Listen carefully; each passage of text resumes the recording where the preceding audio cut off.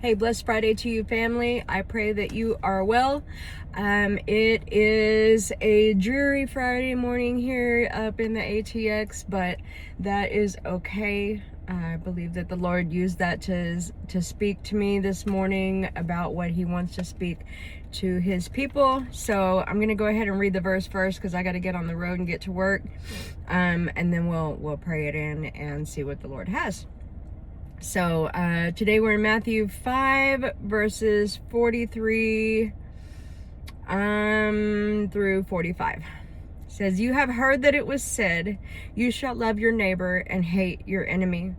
But I say to you, love your enemies and pray for those who persecute you, so that you may prove yourselves to be sons of your Father who is in heaven. For He causes His sun to rise on the evil and the good, and sends rain on the righteous and the unrighteous." So Father God, in the name of Jesus, speak to your people, speak through your daughter. Lord, none of me, all of you, in Jesus' mighty name. Holy Spirit, put a guard over my mouth so that every word that comes out of my mouth today and every day is of you, not me. Lord, your people want to hear your voice. I want to hear your voice every day, Lord. Speak clearly. Help me to speak confidently. In the mighty name of Jesus, amen and amen. So whenever I woke up this morning and was getting my morning coffee, I looked out my blinds and saw that it had been raining. And I went and sat down and I asked the Lord what He had for His people today. And He reminded me that He sends the rain on the just and the unjust alike, and took me to the Bible verses that we just read.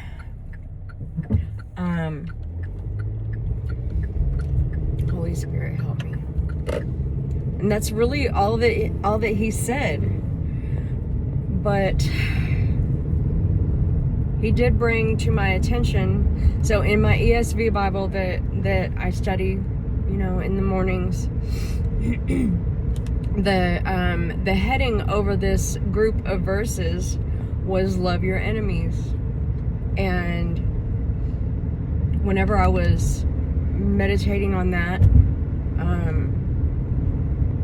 He reminded me of a few things. So in Genesis, the judgment that the Lord brought about on the woman and the serpent was that He would bring enmity between the serpent's seed and the woman's seed. There's also verses later in the New Testament that says those who love the world are at enmity with God, which means they're enemies.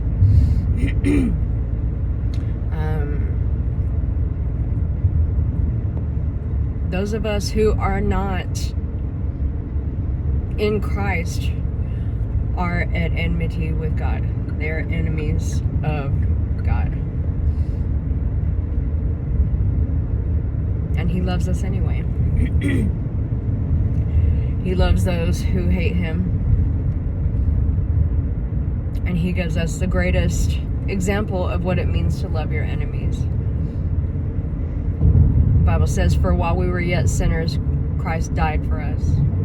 And that there is no greater love than that a man would lay down his life for his friends." That is what it means to love your enemies. And I know, sorry y'all, my purse just fell over. My Bible went flying out. And let the word of God go forth as such, in Jesus' name. I really don't have a whole lot on my heart that I feel like the Lord is saying today.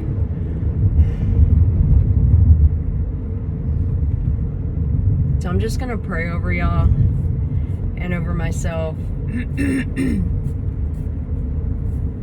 And ask the Lord to help us to love in difficult seasons. Love the difficult people as he does. So, Father God, in the name of Jesus, I thank you for your love that has been poured out through the blood of Jesus. I thank you, Holy Spirit, that you have been poured out on all flesh and are being poured out. I thank you that you reside in us, that you empower us, your people, to do the things that you are calling us to do. Oh, Father God, I thank you so much for your love. John 3:16 says that for you so loved the world that you gave your only begotten Son, that whoever should believe in him should not perish, but have everlasting life. Show us what that means today, Lord. Show us how to love each other, how to receive your love. Oh, God. Set the captives free, Lord. Oh, God, help us. I just saw a woman on the side of the road waiting to cross the street that had devil horns on her bike helmet. Oh, God, help us. There is so much deception in the world. Help that woman, Lord. Pour out your Spirit mightily upon her, that she would come to the knowledge of the truth and not align herself with the tactics and the lies of the devil, that she would instead align herself with you and with your love and your grace and your mercy, Lord. Oh, God. So much deception. Help us, Lord. Help us, Lord. Help us, Lord.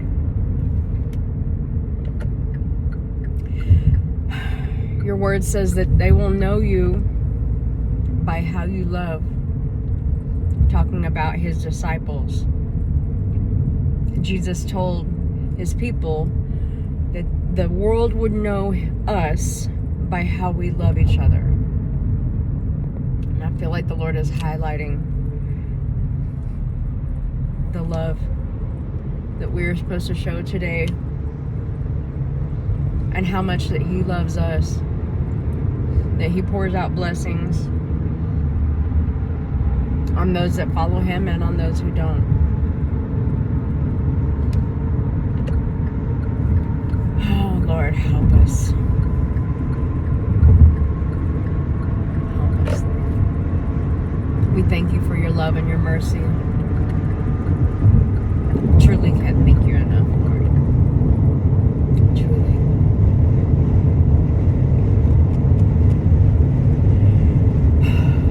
I don't really have much else to say, family.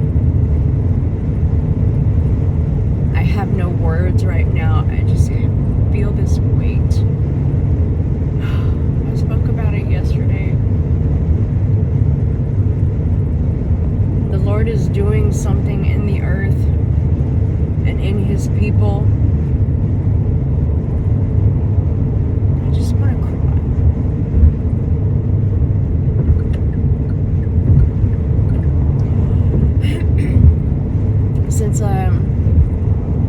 Since I came back from Greater Things,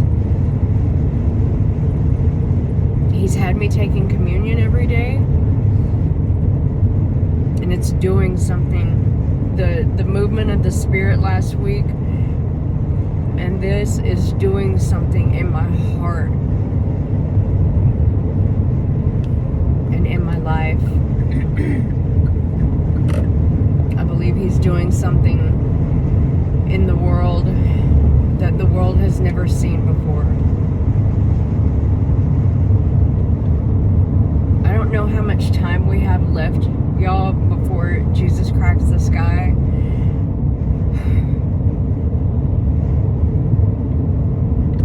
But I don't feel like it's long. And not long could be 3 years, it could be 3 decades. I don't know. But I certainly don't believe it's going to be more than that. If you do not know him, seek his face while he may be found. There will come a time for everybody. When it's too late to make a choice.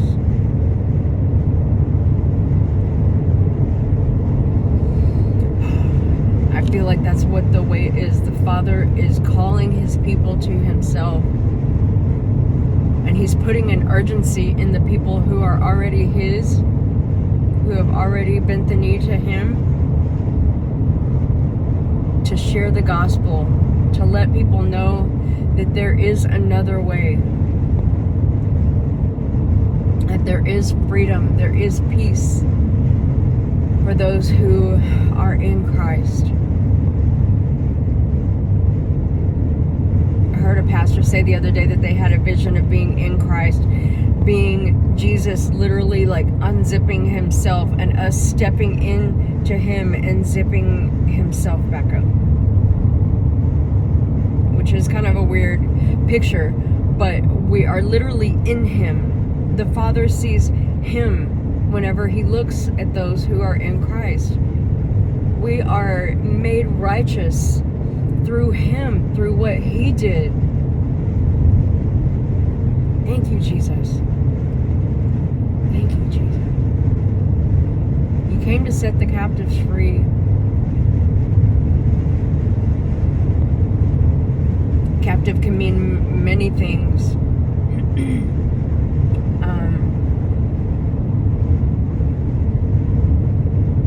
There are people that are captive to lust, to money, which is a strong one. Mammon. It's the spirit behind money. Behind the love of money. Let me rephrase. That are captive straight up to the enemy. Like those who align themselves with the enemy.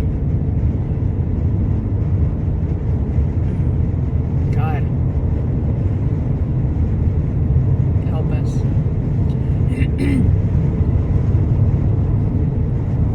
Sorry, y'all. I'm wrecked. In the best way possible.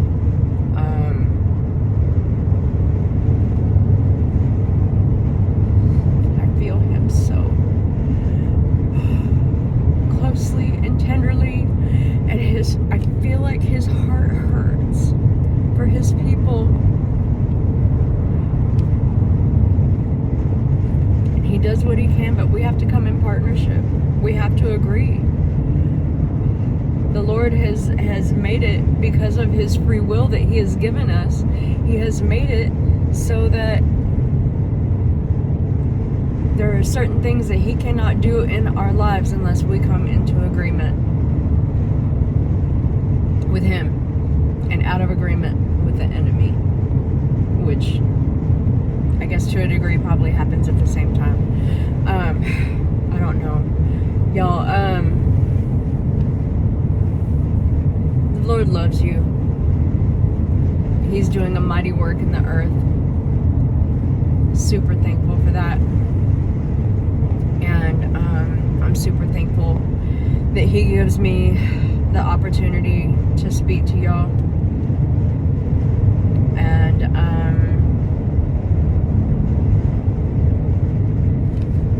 I pray that if you don't know him, that you will seek him. He's seeking you, or you wouldn't be watching this. I mean, straight up.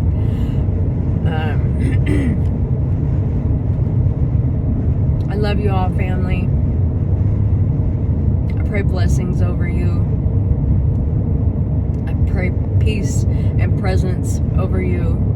I pray that if you're not planted in a church that speaks the truth of the Word of God, that he would lead you to it. Just pray and ask him to show you, and he will. He will. I pray you all have a blessed and wonderful Friday. And that you experience his love in a way that you have not known before. In Jesus' mighty name, amen and amen. How Rose family, and I'll get this posted as soon as I can. I love you all.